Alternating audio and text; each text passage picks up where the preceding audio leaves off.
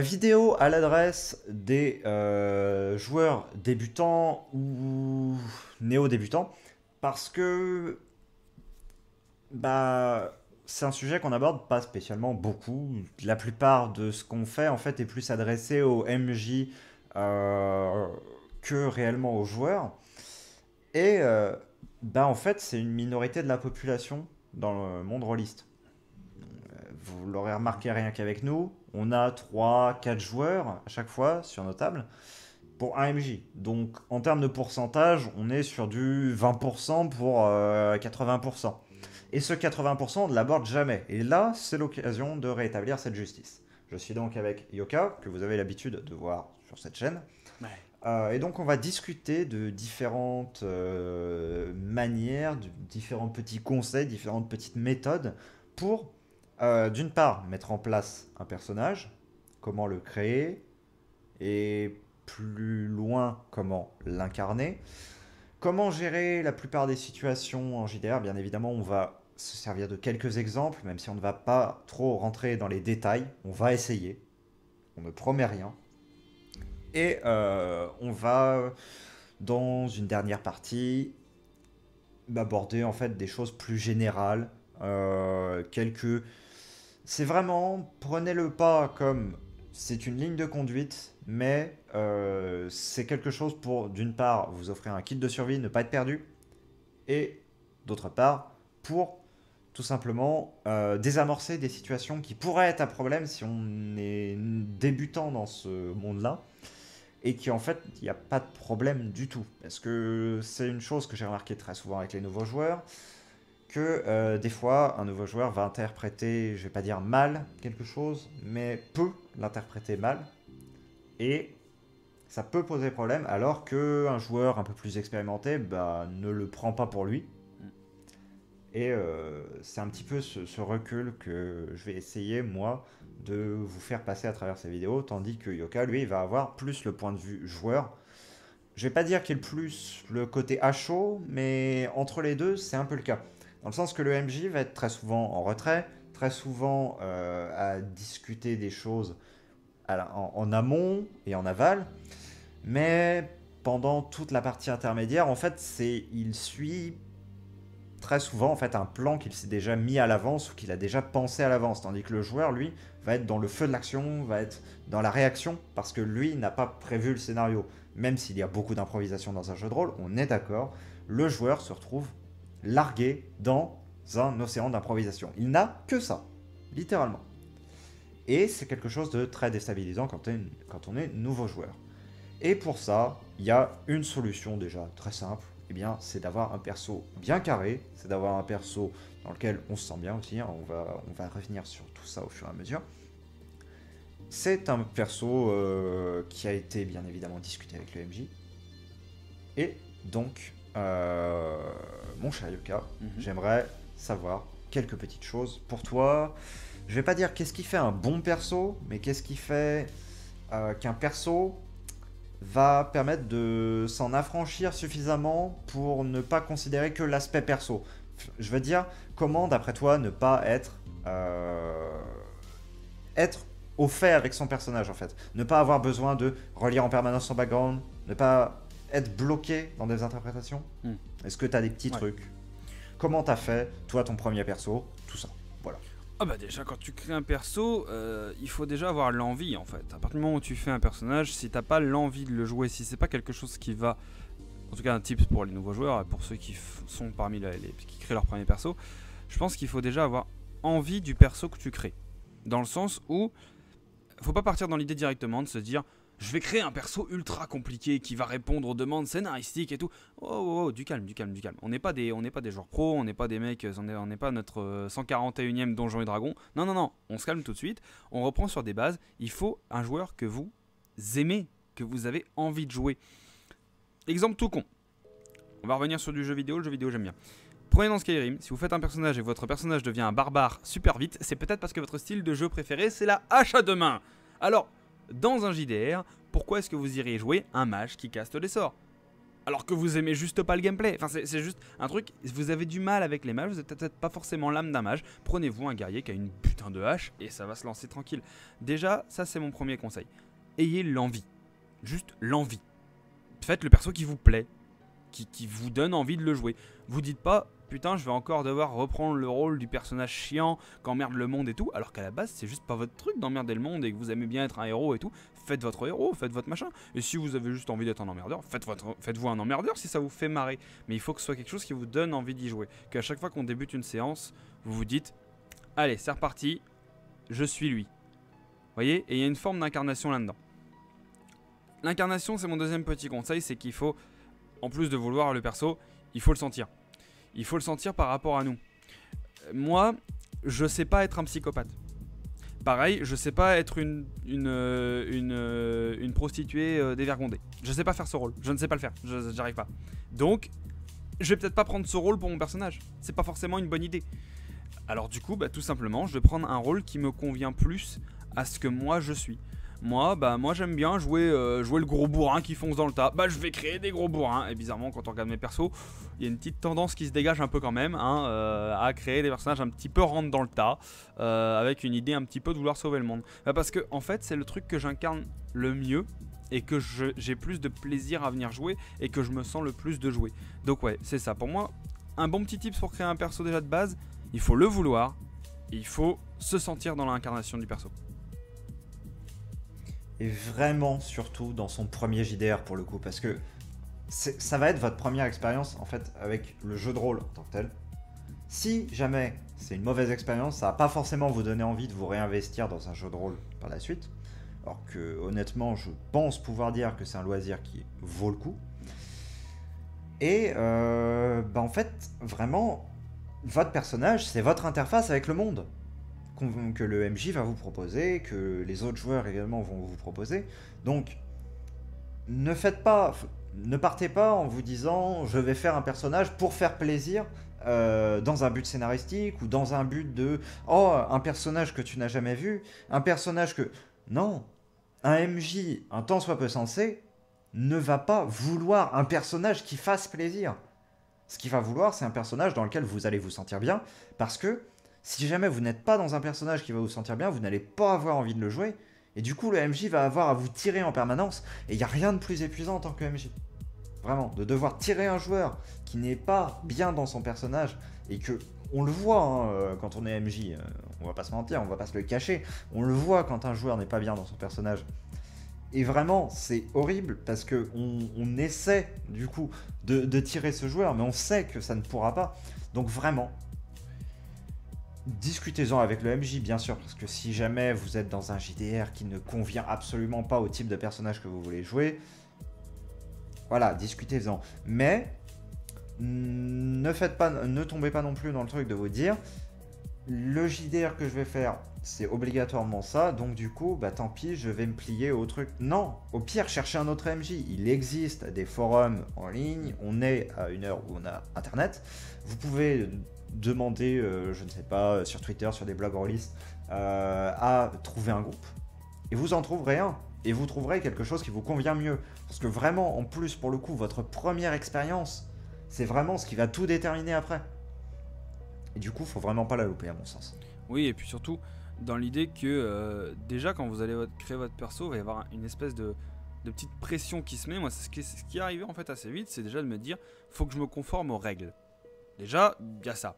Vous allez jouer dans un cadre avec des règles, avec un univers, avec des choses qui vont se poser à vous. Votre perso, il doit avoir ça, il a le droit à tel nombre de sorts, à tel nombre de machins, telle capacité, tel truc. Donc déjà, ça fait un petit peu de trucs à apprendre. Bon, quand on est un accro du RPG, etc., la plupart des choses nous parlent plutôt vite. Ayez joué à 2-3 jeux vidéo dans votre vie et vous allez voir, ça coule plutôt de source si vous êtes un peu investi. Donc, normalement, ça vient tout seul. Mais ces règles-là, ils vont déjà vous poser un premier cadre autour de votre perso qui va vous faire comprendre en gros ce vers quoi vous pouvez aller, ce vers quoi vous ne pouvez peut-être pas aller. Dès que vous avez lu ces règles, si vous ne le sentez pas, déjà, c'est qu'il y a un souci. C'est que vous n'êtes pas prêt à faire un perso dans cet univers, ça ne vous convient pas, c'est pas là-dedans que vous vouliez vous lancer. Par contre, si vous le sentez et si vous êtes prêt à créer, à venir coudre votre perso par rapport à ces règles, déjà, ça veut dire qu'il y a une accroche. Ça veut dire que ah, ça me parle, ces règles-là, c'est cool. Je le sens bien, je pense que ça va faire un truc qui est sympa. Et c'est pour ça aussi, par exemple, que le jeu de rôle, c'est parfois intéressant d'avoir quelques petites expériences à en regarder en ligne, à regarder quelques parties, trucs comme ça, juste pour pouvoir comprendre une première approche très simple des systèmes de règles, de voir un peu comment ça se passe, et de pas s'inventer directement un personnage, de pas s'illusionner d'avoir un personnage où on va se dire bon, je vais avoir une liste de 87 sorts, un peu comme dans World of Warcraft, mon personnage aura 28 passifs différents, maîtrisera 57 armes, et évidemment sa race sera un croisé des 8 races principales du monde de Tamriel. Non, non, niet, nada, hein, du calme, tout de suite. Rester basique, hein, faut pas aller chercher très loin. La plupart des règles vont pas sur des trucs très très fous. Alors c'est sûr, quand c'est la première fois et qu'on ouvre un jeu alors j'ai jamais ouvert un bouquin de Donjons et Dragons, jamais ouvert un bouquin des jeux de rôle un peu connus, parfois un peu compliqués, mais évidemment si je me mets à ouvrir ce genre de bouquin, à première vue je vais être en mode wow, je me lance pas là-dedans frère, faire un lancer de 25 dés, comprendre les trucs et tout, comme sur par exemple les Warhammer, ce genre de machin là, je serais en mode mais frère, qu'est-ce que tu me causes, je comprends rien. Alors ouais, non, je vais pas me lancer là-dedans direct, il va falloir un certain temps. Peut-être que maintenant, avec le recul et 4 ans d'expérience dans les JDR, on me proposerait un JDR avec des règles, je sais pas, de Warhammer ou de trucs comme ça qui sont un peu plus compliqués. Peut-être que là, j'arriverai à l'appréhender. Mais je suis passé par des règles plus simples d'abord. Faut peut-être déjà aussi se dire qu'on n'est pas voilà, on n'est pas forcément capable d'assimiler le système de règles très compliqué. Peut-être déjà s'inclure dans un truc simple, un système simple. À ce sujet justement, sachez qu'il existe vraiment de très bons, que ce soit en boîte, en magasin que vous puissiez trouver, ou tout simplement bien avec des amis MJ ou autres joueurs que vous connaîtriez. Bah, vous avez moyen de trouver des kits d'initiation ou alors de participer à des séances de découverte. Il y a beaucoup de clubs, notamment de jeux de rôle, il y en a dans toutes les villes majeures de France, ça je le sais, qui offrent justement des séances de découverte, tout simplement. Voilà, vous y allez, il y a souvent des tarifs uniques du type 2-3 euros. Voilà, vous avez le droit de rester la journée et vous avez le droit de participer à une séance d'initiation qui dure quelques heures. Alors vous allez me dire, bah ok, c'est pas grand chose, c'est pas. Ouais, sauf que en fait, c'est une séance d'initiation. Alors, bien sûr, ça peut être raté, mais généralement, ça marche relativement bien parce que les gens qui font ça, c'est des gens, ils ont pas mal d'années là-dedans, ils reviennent tous les ans, ça tourne bien, ils sont invités à chaque fois. Voilà. Mais ça va vous permettre déjà de participer à une de ces séances d'initiation, ou vous demandez à quelqu'un de vous en organiser une, peu importe. Qui en fait sont avec des règles très minimes, voire pas de règles du tout, parce qu'on peut faire des JDR sans règles, ça oui. Qui bah en fait vraiment vont vous présenter ce que c'est que les mécaniques principales du jeu de rôle, l'interaction, la manière de converser avec un PNJ, toutes les interactions que vous pouvez avoir. Vous commencez en fait à dégrossir un petit peu ce qu'est un jeu de rôle. Et juste ça, déjà, ça va vous permettre de vous dire, ok, maintenant je sais ce que c'est que un petit peu interpréter un personnage, un petit peu interagir avec le monde. Je vois un petit peu comment on fait. Et du coup, bah, si vous avez ce poids-là en moins, le fait d'avoir à ingérer un système de règles, ça va être moins dur. Parce que vous aurez que ça à ingérer. Le truc, en fait, vraiment, c'est de pas tout faire à la fois. C'est pas se dire, ok, je vais débuter le jeu de rôle, je vais prendre le système le plus compliqué, je vais prendre un personnage que je ne suis pas forcément à l'aise avec, mais que je me dis, il a un potentiel de fou. Non. Allez-y par étapes, graduellement. Si vous avez une première expérience que vous trouvez juste passable, mais que vous sentez que vous pouvez aller vers mieux, bah voilà, vous pouvez changer de groupe, vous pouvez en discuter avec votre MJ, voilà. Dites-vous que à partir du moment où vous discutez de quelque chose de toute manière avec quelqu'un, bon, si jamais vous avez des raisons de le dire, hein, parce que si vous dites juste ce que tu fais c'est nul, bah là, possiblement on va dire bah Ouais, dans ce loin. cas-là tu t'en vas, enfin voilà. Mais si vous dites, par exemple, bah là ça me va pas vraiment parce que je trouve il y a pas assez de règles ou alors il y a trop de règles, je trouve ça un peu étouffant. Bah vous pouvez en discuter. Déjà peut-être que le MJ il pense la même chose en réalité et qu'il a juste voulu mettre un cadre bien précis parce qu'il se disait ok vous êtes un nouveau joueur donc faut bien mettre un cadre et tout. Vous savez pas tant que vous n'avez pas demandé. D'une part, ça peut donc mener à des évolutions, et si jamais il vous dit bah non, c'est une volonté, je fais ça pour ça, bah vous pouvez totalement changer de groupe, vous pouvez demander bah, est-ce qu'il n'y aurait pas moyen de faire une séance qui soit avec un peu de moins de règles, voilà. Et bah, si jamais de toute façon il y a un refus de discussion, s'il y a un refus de discussion, il y a problème. Mm. S'il y a problème, bah pourquoi vous continuez avec ce MJ là? Enfin, voilà, moi j'estime que si jamais un jour en tant que MJ je me retrouve à dire bah non, et juste non sans avoir de justification derrière, je me dis qu'à ce moment-là, il faudra que j'arrête d'être MJ. Pendant au moins un temps. Le temps que je me remette en question là-dessus. Mm. Parce que, vraiment, c'est un jeu basé sur la communication. S'il n'y a pas de communication, vous n'aurez rien derrière. D'où pour moi aussi, ce qui est un conseil assez, je ne veux pas dire de base, mais quand vous faites un perso de JDR, il faut que vous vous sentiez de parler à travers ce personnage. C'est-à-dire, bah oui, malheureusement le JDR c'est comme ça demande un petit peu d'acting. C'est du jeu d'acteur, c'est du théâtre, un petit peu. Mais quand vous allez faire votre perso, il faut vous penser un peu, 5 secondes, à vous dire, est-ce que je serais capable de parler comme ce perso, de parler à travers ce perso, de venir dire une phrase à un PNJ avec le caractère de ce perso. On peut avoir un personnage, 3 personnages différents. Un paladin altruiste, un mage ultra égoïste et un archer psychopathe. Les 3 rentrent dans une taverne. Le paladin altruiste, il va voir la tavernière. Bonjour madame, nous prendrons une table pour 3. Ok. Le mage ouvre la parole, c'est lui qui rentre en premier. Il arrive, vu que s'il est un égoïste, il sera en mode... il a été instruit dans une tour des mages et tout, le machin. Il arrive, il fait... Oh là, paysanne, une table pour 3 et vite. Ok, mettons. 3ème version, c'est l'archer qui rentre en premier. Et toi, file-moi une table maintenant si tu veux pas que je t'égorge. 3 versions différentes. Je vous les ai jouées un peu à l'arrache. Mais vous voyez, il faut se sentir de parler à travers ce perso. Alors moi, l'archer, c'est mort, je serais pas capable de le faire du tout. Hein, voilà, je l'ai fait là, c'est un peu... Voilà. Le mage, je le ferai un peu trop en mode foutage de gueule. Donc c'est comme si je m'auto-foutais de ma gueule. Je sais pas faire l'égoïste un peu au-dessus de tout le monde. Je veux bien le faire pendant 2-3 heures. Le faire pendant une année de JDR, c'est mort. Hein, si on n'est pas fait pour faire plusieurs séances et tout, j'y arriverai pas.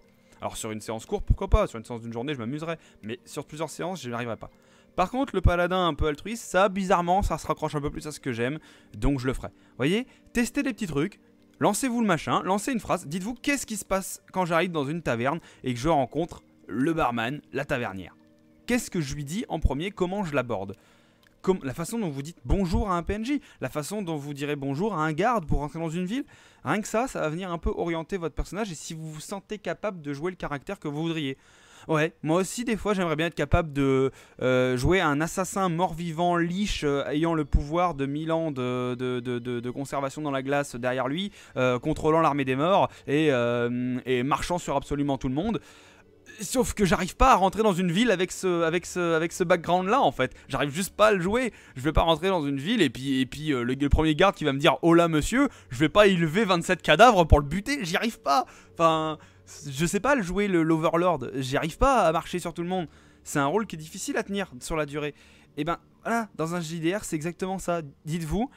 Le personnage que je voudrais jouer, c'est un psychopathe, c'est un méchant, ou alors c'est un mec ultra gentil et tout. Est-ce que j'en suis capable réellement de le jouer? Est-ce que j'arriverai à tenir un peu la durée, à tenir le dialogue? Alors voilà, c'est juste... faut se lancer un peu de phrases, faut se lancer un petit truc, se faire des petits exemples. Moi ça marche très bien la plupart du temps. Après quand je fais un personnage, c'est vrai que j'ai des personnalités plutôt redondantes je dirais. Mais je parle aussi un peu avec ce que moi je suis quand je fais un personnage. Oui.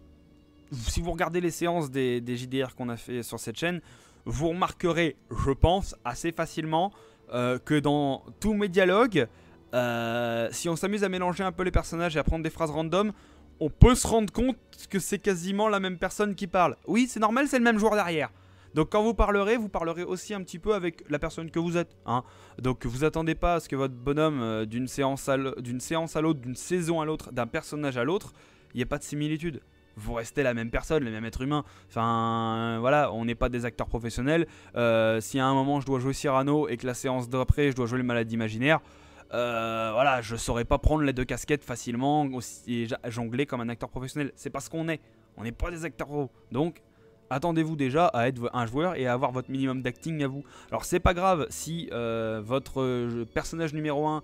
Il a des répliques qui ressemblent au personnage numéro 2 et inversement. C'est pas grave, il n'y a pas de mal à ça. Maintenant, dites-vous juste, est-ce que je vais être capable de me décaler, changer un petit peu de rôle? Par rapport par exemple à vos origines. Vous avez joué un humain, vous voulez jouer un elfe. Bon, pas de souci. Maintenant, dites-vous que l'elfe, il va peut-être pas être en mode rasez-moi toute cette plaine d'arbres pour y mettre des catapultes. Bah ouais, peut-être que l'humain ça le dérange moins. L'elfe, basiquement, souvent ça a des accords avec la forêt, des trucs comme ça. Ça va peut-être pas caler cette phrase-là.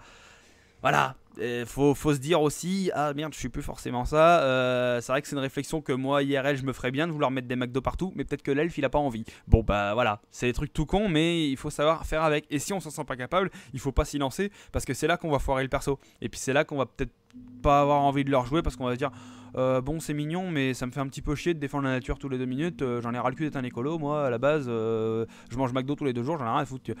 Bah oui, des fois ça arrive, et puis ou alors des fois on est en mode putain j'en ai marre de jouer un humain connard qui pense que tout le monde est un petit merdeux, j'aimerais bien être sympa un peu avec les gens. Bah oui, mais c'est pas dans ton background, donc c'est peut-être que t'as choisi le mauvais perso. Moi, j'ai deux choses sur lesquelles réagir à ce que tu as dit, parce que elles sont très bien, c'est très bien que tu les aies pointées, et moi j'ai même à amplifier là-dessus. Le fait, d'une part, que tu as dit que tes persos étaient souvent redondants. Et là, on va venir avec la notion d'intérêt, toutes ces choses-là. Les personnages de Yoka, à chaque fois, ont globalement un même archétype qu'on peut assez facilement synthétiser. Mais ils restent intéressants. Pourquoi? Parce qu'ils ont des backgrounds différents. En réalité, ce qui fait un personnage, c'est pas spécialement la manière dont il va interagir avec le monde, parce que plusieurs personnages peuvent interagir globalement de la même façon, même si vous mettez des petites variations. Mais ce qui va vraiment le changer, et ce qui va aussi changer un petit peu justement ces petites différences qui vont exister, ça va être son histoire en tant que telle. Et vous pouvez faire un personnage qui, dans ses conversations, soit aussi intéressant que possible, mais qui, niveau passé, n'est rien. Et là, le MJ n'a absolument rien à piocher dedans, donc il ne pourra pas vous impliquer au scénario, donc du coup, votre personnage va se retrouver un petit peu mis de côté, dans pas mal de cas. Et Alors qu'à l'inverse, si jamais vous mettez plein de petits éléments dans votre background, même des choses vraiment, je vais pas dire qui vous semblent futiles, mais quasiment. Dans le sens, par exemple, le meilleur ami de machin a donné un collier à votre personnage dans son enfance. Ce collier, ça peut être un élément déclencheur d'une petite intrigue. Ça peut être d'un seul coup un PNJ qui dans la rue reconnaisse votre personnage juste grâce à ce collier. Ça peut être une confusion au niveau de ce collier avec un ennemi mortel qui croyait que vous étiez telle personne et du coup qui va vouloir vous tuer, sans aucune raison. Tandis que si jamais vous faites un personnage qui, aussi développé que soit-il dans son interprétation, n'a rien de tout ça, le MJ il fait quoi? Il vous fait interagir avec des personnages. Il vous fait faire 2-3 choses. Et après, au moment où il va être en mode, là j'aimerais bien faire une référence à son passé, j'aimerais bien faire ceci, cela. Il peut pas, en fait. bah, bien sûr. Le deuxième... Ah, vas-y. En fait, un truc tout con, je vais pas te couper dans ta pensée pour que tu puisses enchaîner sur la deuxième réflexion, mais un truc tout con, tout con. Tu dis que t'as dit les personnages se ressemblent, ils ont des trucs qui ressortent pareil, mais ils sont intéressants chacun.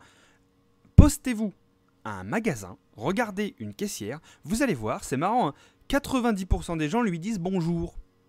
Pourtant, ils sont tous différents, mais ils disent tous la même chose. Bah oui, ça s'appelle la vraie vie en fait. C'est que vous prenez un panel de 100 humains, normalement, hein, le pourcentage de chances que vous ayez un psychopathe, un tueur en série, un grand altruiste, un écologiste surdimensionné, le gérant de toute une ville, il n'est pas très élevé en fait. Il y a aussi des gens normaux. Hein, même c'est la plupart des gens qui sont des gens normaux. Donc vos personnages peuvent aussi grosso merdo être des gens normaux. Et c'est normalement même la base d'un personnage de JDR, c'est d'avoir un personnage normal avec des histoires différentes. Bien sûr, parce qu'on est tous normaux, mais on vient tous d'endroits différents. Et le deuxième truc auquel je voulais faire référence, ça va revenir un peu plus loin dans ton discours, mais on parlait justement d'incarner un petit peu un psychopathe, ceci, cela, enfin plein de choses. Il parlait également d'une prostituée. Bah oui, parce que en fait, en jeu de rôle, vous n'êtes pas vous en tant que joueur, vous êtes vous en tant que personnage. Et ça, c'est le point peut-être le plus important de cette petite vidéo, introduction. C'est vraiment savoir faire la distinction entre personnage et joueur. Ça, c'est quelque chose d'extrêmement important parce que ça va conditionner toute la manière dont vous allez ressentir les choses. Parce que des attaques qui vont être faites envers votre personnage ne sont pas des attaques qui sont faites envers vous en tant que joueur. Et ça, il y a beaucoup de monde qui a des fois du mal à faire la distinction. Parce que des fois, c'est pas forcément clair. C'est logique. Parce que on va pas dire ton personnage subit ça, machin, non. On va dire tu prends ça. Voilà. Sauf que, en fait, derrière, c'est le personnage qui est visé, c'est pas vous.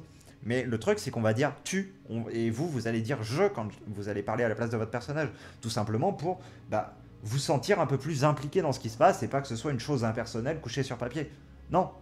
C'est là même le truc d'incarner. Incarner, genre, quand on fait l'étymologie du mot, ça veut dire prendre la chair. Enfin, c'est. Voilà, c'est prendre chair. C'est que l'idée prenne chair, justement, c'est qu'elle ne soit pas juste un ensemble de lignes couchées sur le papier.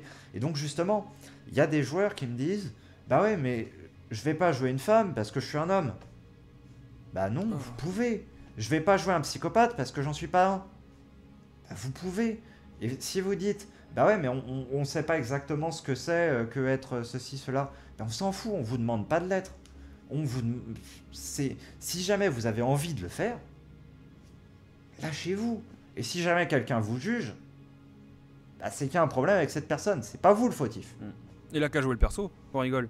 Non, parce que c'est vrai que là, tu dis bien, vous pouvez faire. Je vous ai dit aussi, c'est vrai que je l'ai dit au début, faire attention avec les personnages que forcément des personnalités qu'on connaît pas, etc. Bien sûr, je dis qu'il faut faire attention, mais j'ai dit dès le début qu'il fallait avoir l'envie. Et si vous avez l'envie de jouer un psychotaré, ou n'importe quoi, ou une nana, ou je sais pas quoi, et que ça vous branche, et que c'est vraiment une Ou envie, cumulé. mais allez-y. Allez-y, si c'est ça votre envie. Si votre envie c'est de vous lancer dans un truc, bah pour moi, je vais le dire que c'est compliqué parce que c'est pour moi que c'est compliqué. Mais si pour vous ça vous semble facile et que vous vous sentez bien dedans et que vous êtes prêt à l'incarner pendant 10 heures de jeu, mais éclatez-vous, éclatez-vous et bravo. Il y en a qui le font très bien. Dans le JDR notamment, il y a Solige qui est capable de changer pour moi de saison en saison, de personnage en personnage. Et à chaque fois, bah j'y crois putain. Son personnage, bah ouais, c'est un personnage quoi. C'est un vrai. À chaque fois qu'il change de perso, à chaque fois, il peut passer d'un connard à un mec complètement altruiste, à un mec super gentil ou à un mec dépressif et suicidaire. Et ben il arrivera toujours à avoir un rôle qui est convaincant, à avoir quelque chose qui est ouais. Et moi je trouve que c'est, bah, moi je respecte vachement ça parce que chapeau l'artiste, c'est pas facile à faire. Et si vous sentez l'envie et il en a l'envie à chaque fois, et ben faites-le, faites-le parce qu'en plus si vous en avez l'envie, vous avez déjà 95% du boulot qui est fait. Hein, souvent, quand on veut pas jouer une Très pièce de clairement. théâtre, on la fait pas. Quand on a envie de la faire, on la fait. Bah, bizarrement, il y a peut-être une raison là-dessous, c'est qu'en fait, quand on a envie de faire quelque chose, on le réussit souvent mieux que quand on n'a pas envie de le faire. Pour même vous montrer, genre vous dédramatiser le truc si tant est que vous en ayez besoin, je vais ressortir mon exemple, mais les 4 derniers personnages que j'ai joués, parce que les autres, enfin ceux d'avant, je saurais plus les trier, donc voilà. Donc on va se limiter à 4. Une technicienne qui ne supportait pas le reste des membres d'équipage. Parce que voilà, c'était un space opéra, c'était une technicienne qui ne supportait pas les autres personnes, mais qui était très professionnelle dans son boulot. Mais du coup, personnage extrêmement froid, pas forcément d'envie d'interaction avec les autres personnages. Voilà. Juste avant, j'ai joué un érudit qui était, lui, extrêmement amical, toujours envie d'aider, toujours envie d'apporter la petite connaissance, au point même que des fois ça lui porte préjudice. Encore avant, une psychopathe aux explosifs, littéralement, qui n'avait qu'une seule envie, faire exploser des choses, peu importe si c'était ami ou ennemi, c'était mieux si c'était ennemi, mais bon, si c'était ami, au pire, hein, ça faisait toujours des belles explosions. Voilà. Encore avant, une herboriste qui était d'une race mutante et qui, du coup, avait un système de pensée décalé par rapport au reste de l'humanité. Voilà. Des personnages complètement différents qui n'ont pas spécialement de rapport entre eux. Et tous les quatre, bah, je les ai joués de manière relativement différente. Et voilà, c'est juste, sur le moment, je me suis dit, qu'est-ce que j'ai envie de faire? J'ai envie de faire ça. Voilà. Ensuite, je m'étais amusé justement dans le background, par exemple, de l'érudit à en faire un cultiste caché d'une secte et que personne ne sache ça, alors qu'en apparence, il gardait un gentil, très aimable, toujours à donner des conseils et tout, et il donnait des vrais conseils. Mais derrière, c'était un cultiste. Ça n'a d'ailleurs jamais été révélé, mais voilà. Euh, et voilà, c'est des personnages complètement différents, et il faut pas vous dire que mon premier personnage va faire toute la suite, et il faut pas vous dire que parce que j'ai fait un personnage qui est comme ça, le suivant ne doit pas être du tout pareil. Peu importe. On s'en fiche du moment que vous êtes bien avec votre personnage. C'est sûr que quand je regarde mes derniers persos, un barbare, un rôdeur, un chevalier, un barbare, avec un point commun pour les 4, ils voulaient tous sauver le monde. Voilà. Vraiment, hein, c'est... Après, par contre, ils sont tous différents, ils ont tous des origines différentes, des objectifs différents, des motivations différentes pour lesquelles ils sauvent le monde, et puis des interactions différentes avec tout le monde. Parce que, ouais, des trucs tout cons, mais il y a des choses qu'Erok a refusé que Aerith aurait pu accepter. Il y a des choses que Faron a refusé de la part du roi solitaire, que Erok, avec une telle puissance, aurait pu faire. Des trucs tout cons, mais voilà, d'un personnage à l'autre, c'est subtil. C'est peut-être subtil, mais il y a des petits changements. Après, dans les grandes lignes, c'est vrai qu'ils sont pareils. Hein, voilà. Le personnage le plus décalé que j'ai fait, c'était sur Oblafaya. C'était un mec un peu érudit qui s'y connaissait en plantes et en tout le merdier. Au final, il était gentil comme tout et il voulait sauver le monde aussi. Bon, bah voilà, plus ou moins. Hein. Mais il reste une constante que mes personnages sont gentils, de manière générale.